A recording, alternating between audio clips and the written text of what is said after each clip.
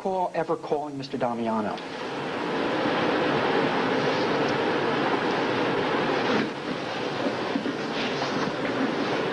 I honestly cannot recall. How far back do you keep your phone records, sir? I'm going to object now, because if you're about to interrogate this client about calls that other than the two that you've produced, I'm just losing my temper here, because you're unnecessarily losing it. I'm going to terminate this examination. It's happened before when we've had things at the 11th hour. Fine. It's nothing like that. I will recede. It's not. I am not. I saw you looking at a transcript, and I didn't know if you. Notes. Can I type up some notes? I think I have reason to be paranoid. Let's go ahead. Go ahead. I apologize if that was. I'll use a crayon from now on, okay? Fine. So you're not alone. Fine. Just wanted to put you on notice. That if there's a third call that hasn't been disclosed, this examination's over. But go ahead.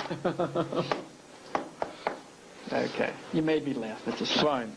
I'm happy to have done that. I appreciate it. Because I usually just make you angry. Okay. Or amused. Okay, Mr. Mintz. Do you recall, sir, calling Mr. Damiano in North Carolina?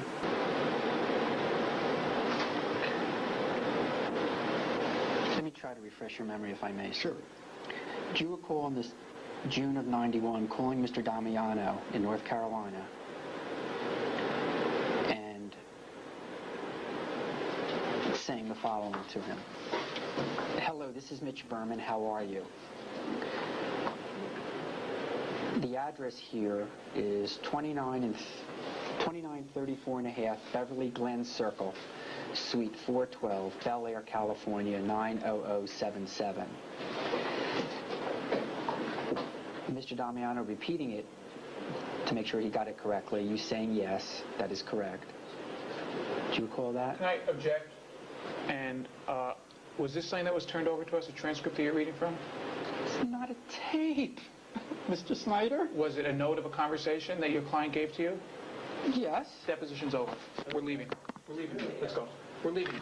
You're saying that a communication between me and my client is discoverable? Your client obviously kept notes from 1991 of a conversation which he didn't. Oh, that's an inference. That's an inference that you're making, sir. And I would ask you. You're reading from a transcript now. I'm not looking at it, but I can tell that's what you're doing. Mr. Snyder, Mr. Snyder, Mr. Snyder, you are jumping to conclusions.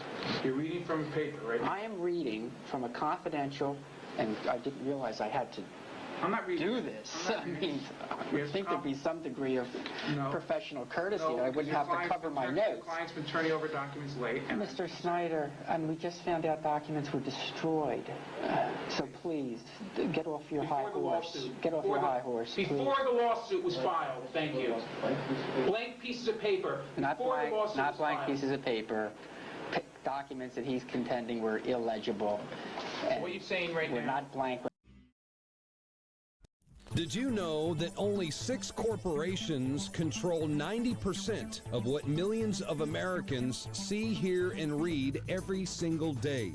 It's the illusion of choice. Think about it. The mainstream media is owned by only a handful of megacorporations with vested interests. But on the other hand, the internet is an interconnected network of billions of sources. So you can research information for yourself from multiple sources, or you can blindly accept what you hear or read in the mainstream media, never questioning what you are being told. This gives you a false sense of reality. I mean, do you actually know what you think you know? Or have you been programmed to accept someone else's version of events? Think about it.